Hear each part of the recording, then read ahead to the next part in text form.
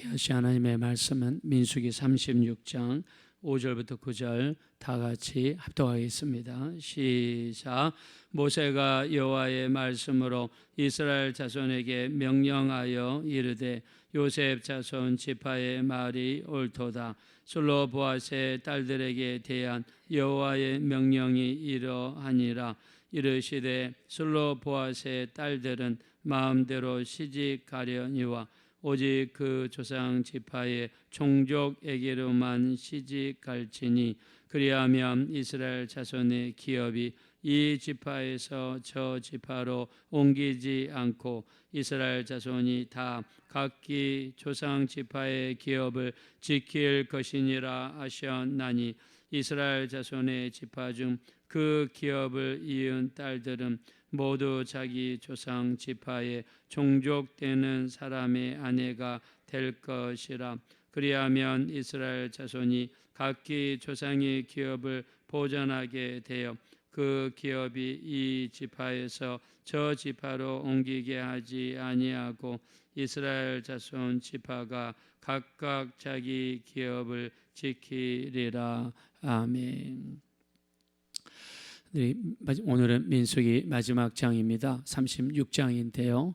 이스라엘 백성들이 40년 동안 광야에서 있었던 일들을 기록했고 요단강을 앞두고 가나안 땅에 들어가기 전에 하나님께서 가나안 땅에 들어갔을 때 그들이 어떤 삶을 살아야 될지를 하나님이 말씀하셨습니다. 특별히 민수기 36장은 슬로보앗의 딸들에 대한 내용이 나와 있습니다. 자, 뜬금없이 슬로보앗의 딸들에 대한 이야기냐라고 이야기할 수 있지만 사실 앞서서 우리 민수기 27장에도 슬로보앗의 딸들에 대한 내용이 나와 있습니다. 자, 슬로보앗이라고 하는 남자가 있는데 결혼을 했습니다. 자, 근데 아들을 낳아야 되는데 아들을 한 사람도 낳지 못하고 딸들만 5을 낳았습니다. 자, 근데 이스라엘 백성들이 가나안 땅에 들어가면 토지를 나누게 됩니다. 자, 토지를 분배할 때에 하나님께서 먼저 하신 일이 뭐였습니까? 경계를 정하신 일이죠. 동쪽, 서쪽, 남쪽, 북쪽으로 하나님이 경계를 정하시고 그리고 이스라엘 지파를 따라 그들에게 땅을 분배를 했습니다. 자, 땅을 분배할 때 그 기준은 지파의 크냐 작냐에 따라서 거기에 균등하게 땅을 분배하라고 지시를 하십니다. 자, 근데 땅을 받는 사람들이 누구냐면 20세 이상의 남자들입니다. 즉 결혼한 그 각 가정에게 땅을 분배해 주었는데 그 기준이 남자가 되었습니다. 자, 근데 슬로보앗이라는 사람은 어느 지파 사람이냐면 므낫세 지파의 사람인데 이 사람이 아들을 낳지 못하고 죽어버렸어요. 요단강을 건너 가나안 땅에 들어가면 땅을 분배받게 될 것인데 그냥 분배받기도 전에 죽었습니다. 자, 근데 난감한 것은 딸들입니다. 딸들은 아직 시집을 안 갔어요. 근데 가나안 땅에 들어가면 땅이 있어야 농사를 짓고 농사를 지어야 먹고 사는데 지금 큰일 나게 생겼습니다. 자, 그래서 민수기 27장에 보면 이런 내용이 나옵니다. 아버지가 죽고 나서 슬로보앗의 5명의 딸들이 모세를 찾아가서 상담을 하게 됩니다. 자, 우리 아버지는 돌아가셨습니다. 근데 가나안 땅에 들어가면 남자들한테만 땅이 떨어지는데 우리는 시집도 안 간 어린 딸들인데 우리는 어떻게 먹고 살란 말입니까? 이런 문제를 제기를 했습니다. 자, 이 문제가 제기됐을 때 모세가 자기 생각으로 그 해결을 제시한 것이 아니라 어떻게 합니까? 이 문제를 가지고 하나님 앞에 나갑니다. 자, 저는 모세의 가장 훌륭한 점이 이 점이라고 생각해요. 자, 우리의 삶 속에서 우리가 이해하지 못하는 것, 풀기 어려운 문제들이 우리 인생 속에는 수도 없이 많죠. 자, 이럴 때마다 우리 어떻게 해야 됩니까? 모세처럼 하면 됩니다. 모세도 이런 문제가 발생했을 때 이걸 가지고 하나님 앞에 가서 하나님 앞에 내려놓고 하나님의 지혜를 구했습니다. 하나님께 기도하고 기도했더니 하나님께서 모세에게 말씀하시죠. 슬로보앗의 딸들이 땅을 받을 수 있도록 허락하여라 라고 하나님이 허락을 하십니다. 그래서 아들이 없다. 아들이 없이 아버지가 돌아가셨다. 자, 그러면 그 아버지가 가지고 받을 땅, 아버지는 이미 돌아가셨지만 그 아버지가 받을 땅이 있지 않겠습니까? 그 아버지가 가지고 있는 땅을 아들이 없을 경우에는 딸들에게 나눠주어라. 딸들이 없을, 그 딸도 없다, 자식도 없을 경우에는 그 아버지의 형제들에게 나눠주어라. 자, 근데 그 아버지에게도 형제가 없을 수도 있겠지요. 그럴 경우에는 그 아버지의 아버지, 즉 슬로보아 딸들의 기준으로 봤을 때 할아버지 형제들 중에서 찾아라. 자, 근데 사람이 살다 보면 그 할아버지에게도 형제가 없을 수가 있겠죠. 그럴 경우에는 가장 가까운 친척에게 그 땅을 전달해 주어라 라고 말씀을 하셨습니다.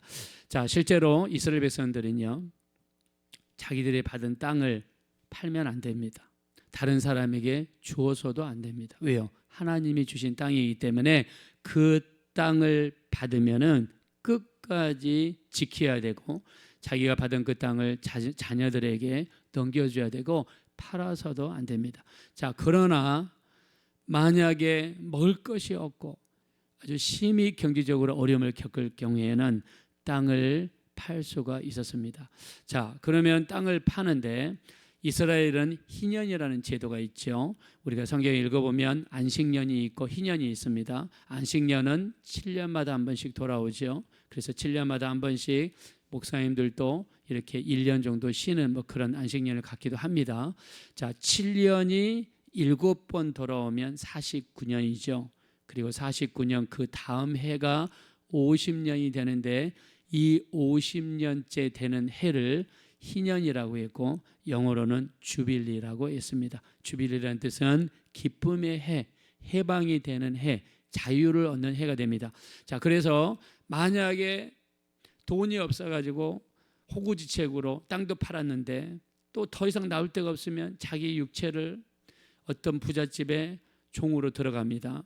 자, 종살이를 했던 사람이나 아니면 땅을 팔아가지고 남의 수장농을 하는 사람이 있다고 하면 50년째 되는 해에는요, 종으로 또 살았던 사람은 자유인으로 풀려나게 되고요, 자기가 이날에 돈이 없어서 팔았던 그 땅을 다시 원주인에게 돌려주는 해가 바로 희년이 되는 것입니다. 그래서 하나님께서는 이 땅에서 하나님께서 그 주신 땅에 대해서 얼마나 귀하게 여기시고 또 그것을 원래 주인에게 되돌려 줄 수 있도록 하나님께서 그런 조치를 취하셨습니다. 자, 우리 하나님께 주신 땅을 만약에 다른 사람이 강제로 빼앗지 않습니까? 자기 권력이나 아니면 자기 힘을 이용해서 다른 사람의 땅을 함부로 빼앗을 경우에는 하나님께서 거기에 대해서는 강력하게 진노하셨죠. 자, 거기에 대한 내용이 우리 열왕기상 21장에 나와 있는데, 자, 북쪽 이스라엘 왕이었던 아합이라는 사람 알죠? 자, 아합이라는 사람은 악한 왕입니다. 자기 아내를 누구를 아내로 들어왔습니까? 바로 이세벨이라는 여자를 데려왔어요. 이세벨이라는 여자는 혼자 온 게 아닙니다. 자기들이 같이 자기들의 신을 섬기는 제사장들을 데리고 왔어요. 그리고 나서 이스라엘에 있는 모든 하나님의 성전을 해파하고 그리고 하나님의 제사장들을 죽이고 하나님을 믿는 사람들을 몰아냈습니다. 이런 나쁜 짓을 한 여자가 이세벨이에요. 어느 날 아합 왕이 궁중에서 옥상에서 거닐다가 왕궁에서 밑을 쳐다보니까 가까운 곳에 너무 아름다운 포도원이 있는 겁니다. 포도원이 그냥 아름다운 게 아니라 오와 열이 잘 갖춰져 있고 거기서 열리는 포도가 너무 튼실하고 실하고 그리고 정원처럼 아름답게 가꿨단 말이에요. 아합이 견물생심이라고 그 포도원을 보는 순간 욕심이 생겼습니다. 자, 그래서 나봇을 부릅니다. 주인을 불렀습니다. 그러면서 제안을 합니다.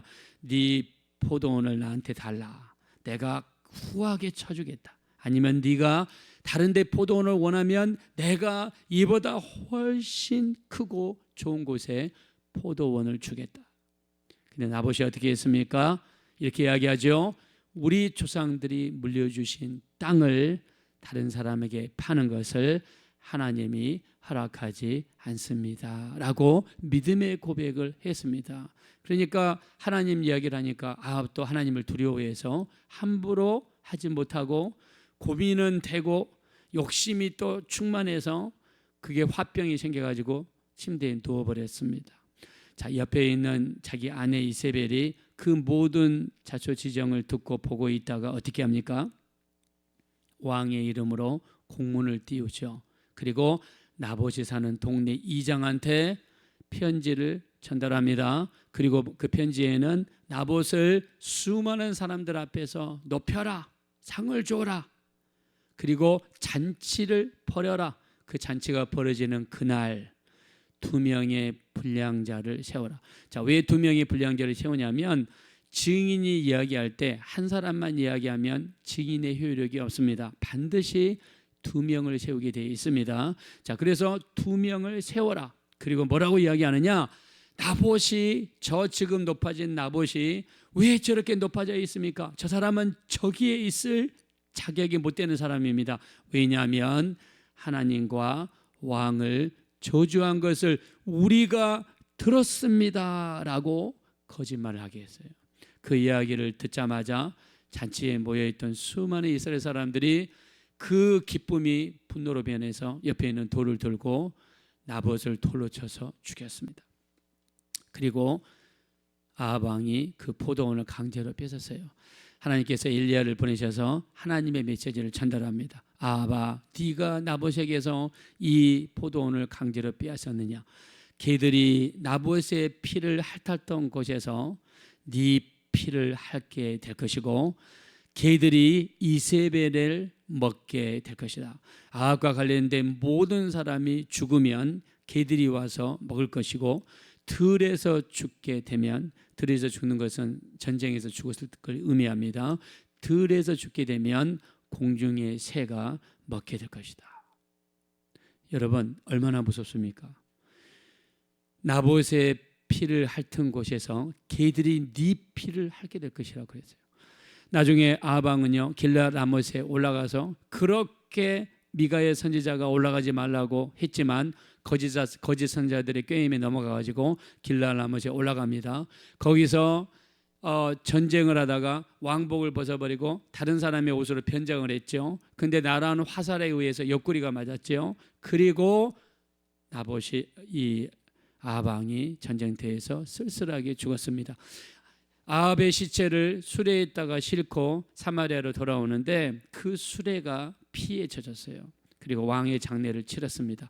나중에 수레를 청소하는 사람들이 수레를 가지고 어디 가서 청소했냐면 창녀들이 목욕하는 그 물을 있는 곳에 가서 그 수레를 씻었는데 개들이 와가지고 수레에 묻어있는 그 피를 개들이 핥아버리고 말았습니다. 다른 사람의 땅을 빼앗는 거 하나님이 크게 진노했습니다. 힘이라든가 권력으로 다른 사람의 땅을 강제로 취하는 것을 하나님이 강력하게 금지했습니다. 자, 민수기 36장, 민수기 27장에 걸쳐서 슬로보앗의 딸들에 대한 이야기를 하시면서 슬로보앗의 딸들이 아버지의 땅을 물려받을 수 있도록, 그리고 계속해서 자손들에게 이어갈 수 있도록 하나님께서 그들을 지키시고 보호하여 주셨습니다. 하나님은 땅을 이렇게 귀하게 생각하십니다. 땅은 우리가 먹을 수 있는 양식이 자라는 곳이고요, 땅은 주인이 하나님이 되시기 때문에 하나님께서 우리 인간에게 주신 것입니다. 자, 나라를 구성하는 3대 요소 중에 첫 번째가 땅이죠. 영토입니다. 두 번째가 그 위에 있는 백성들입니다. 그리고 그 백성들이 가지고 있는 주권이죠. 이 세 가지가 나라를 구성하는 3대 요소입니다. 자, 나라가 발전할 때 순서를 보면요, 첫째는 안보 국가입니다. 그리고 경제국가로 발전하죠. 그리고 민주국가로 발전하고 그리고 복지국가로 들어갑니다. 우리나라는 민주국가를 지나서 이제 복지국가로 지나가는 그런 단계에 있죠. 자, 나라를 구성하는데 가장 중요한 것은 땅입니다. 땅이 이렇게 중요한 거예요. 예수님께서 이 땅에 오셔서 가장 먼저 비치는 것이 무엇입니까? 회개하라, 천국이 가까웠느니라. 천국은 다른 말로 하면 하나님의 나라입니다. 하나님의 나라는 우리가 예수 믿는 순간에 우리 안에 이루어지고 또 예수 믿는 사람들이 모인 교회에 이루어지고 궁극적으로 어디에서 이루어집니까? 우리가 가야 될 천국에서 이루어지는 것이 바로 하나님의 나라입니다. 하나님께서는 이 땅에 있는 땅도 영토도 중요하게 생각하시지만 가장 중요하게 생각하는 것은 우리 하나님의 백성들이 하나님의 나라에 가서, 나라가 구성되기 위해서는 땅이 있어야 되죠. 그 위에 백성들이 있어야 되죠. 그 위에 주권이 필요합니다. 세상 국가의 주권은 국민들에게 있지만 우리 믿는 사람들의 주권은 바로 하나님 앞에 있습니다. 그래서 다윗은 이렇게 고백하죠. 역대상 29장 11절에 세상에 있는 모든 것이 주의 것이며 주권도 주께 속하였습니다 하면서 다윗은 아예 자기 나라의 주권을 왕으로서 자기에게도 있지 않고 백성들에게도 있지 않고 하나님 앞에 있다라고 그는 고백했습니다. 그러므로 우리의 주권은, 이 세상 나라는 주권이, 모든 주권은 국민에게 있고 주권이 국민으로부터 나온다고 이야기하죠. 그러나 우리 믿는 사람들에게 있어서 주권은 하나님께 있고 모든 주권이 하나님으로부터 나오게 되는 줄로 믿습니다. 우리가 이 땅에 사는 동안 우리 하나님께서 이 땅에 살아가는 가장 기본적인 영토, 땅을 중요하게 생각하신 것처럼 우리가 천국에 들어가면 우리가 살 나라, 그 나라는 어디입니까? 바로 천국입니다. 우리가 예수 믿고 천국 가는 거, 물론 우리가 기본적으로 예수 믿으면 천국을 갑니다. 그러나 주님이 또 이렇게 말씀하시죠. 마태복음 7장 21절, 나더러 주여 주여 하는 자마다 다 천국에 들어가는 것이 아니라 하늘에 계신 아버지의 뜻대로 행하는 자가 천국에 들어간다 하셨습니다. 그날에 많은 사람들이 나에게 와서 주여 주의 이름으로 귀신을 쫓아내며 주의 이름으로 선지자 노릇하며 주의 이름으로 많은 권능을 행하지 아니하였나이까 하리니 내가 그들에게 밝히 이르되 나는 너희를 도무지 알지 못하니 나를 떠나가라 하리라고 그랬습니다. 이 땅에서 우리가 예수님의 이름으로 귀신도 쫓아내고요, 선지자 노릇도 하고요, 능력도 행했는데 하나님 말씀대로 살지 못하면 이런 일을 당할 수 있다는 거예요. 여러분, 우리 변화되어야 됩니다. 우리 이 땅에 살면서 하나님의 말씀이 가장 중요합니다. 우리가 교회에서는 신앙생활 100점이에요. 그러나 세상에 나가서는 내 혈기대로 살고 내 감정대로 살고 조금 더 변화되는 모습이 없고, 그렇다고 그러면 위험한 신앙생활입니다. 변화되어야 됩니다. 우리 하나님께서 주신 땅을 지킬 수 있도록 솔로몬의 딸들에게 우리 하나님이 배려하셨습니다. 우리가 이 땅에서 있는 땅도 중요하다면 우리가 천국에 들어가서 살 그 땅도 너무너무 중요합니다.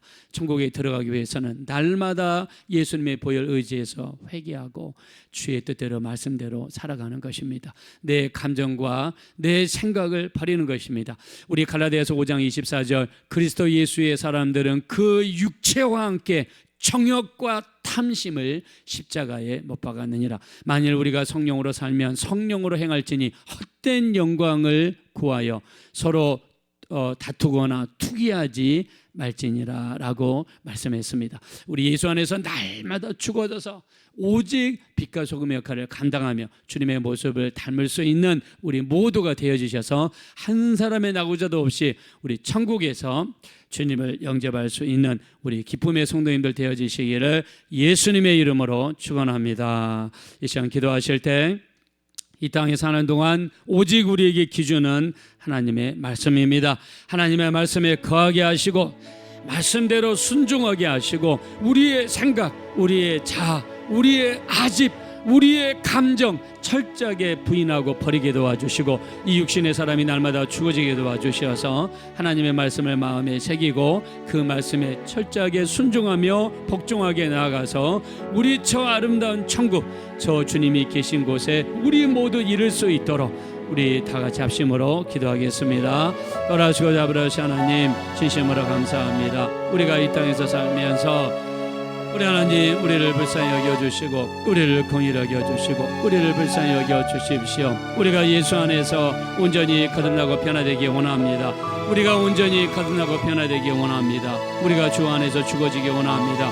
우리의 생각이 죽어지고 우리의 감정이 죽어지고 우리가 온전히 철저하게 죽어질 수 있도록 우리 하나님 인도하여 주십시오. 우리는 부족하고 연약합니다. 때로는 세상과 짝하고 때로는 수많은 많은 죄를 짓고 때로는 우리 감정의 기복을 따라 함부로 말을 하고 수많은 사람들에게 시험을 주고 상처를 주고 이런 일들이 우리에게 너무 많이 일어납니다. 우리 하나님 이제 우리가 변화되게 도와주십시오. 우리 주님 이 땅에 땅도 귀하게 여기셨는데 하늘의 저 땅, 하늘에 있는 하나님의 나라 얼마나 더 귀하고 얼마나 더 소중한지 모릅니다. 우리 하나님 우리 모두 한 사람의 낙오자도 없이 저 천국에 이를 수 있는 우리 모두가 될 수 있도록 우리 하나님 인도하여 주십시오. 성령으로 역사하시고 성령으로 붙들어 주시고 온전히 주님 안에 거할 수 있는 우리 모두가 되어질 수 있도록 역사하여 주십시오. 우리 하나님 감사합니다. 우리를 불쌍히 여기시옵소서.